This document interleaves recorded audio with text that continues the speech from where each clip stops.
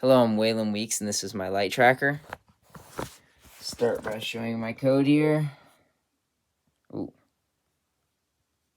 Oh boy. Okay, so we're going to include the stepper library. Then we're going to set steps per degree to 6 because it's not a whole number in that stepper stepper motor is only going to deal in whole number steps. So I opted for 6. Button pin is going to be pin 2. Then we're going to have the A0 and A1 corresponding to the left and right photoresistor. Also initializing that stepper with 8, 9, 10, 11 pins. Then we're going to set the current angle to 0 because we're starting from 0, and the button state to 0. We're also going to set that button to an input, begin the serial monitor, set the speed of the stepper to 10. Using that stepper go to, modified a little bit from the last part that I did, but pretty much performing the same function.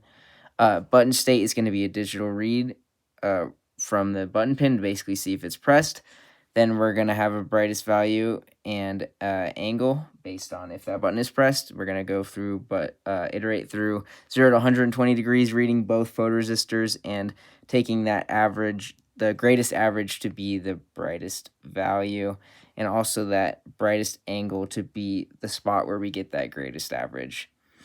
We are then going to move back to that brightest angle and then start a 10-second timer, which we're going to continue reading from both photoresistors and getting the difference between them. If the difference between them is greater than 10, we are going to move according to that. If the left photoresistor is greater, then we are going to increment up a degree and also move the stepper counterclockwise.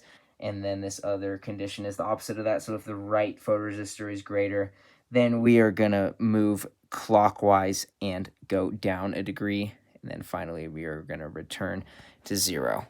So here is my hardware. A little bit of tape just to hold everything together.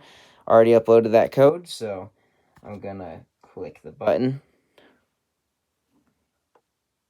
Boom, and then we're incrementing as I hold up the light.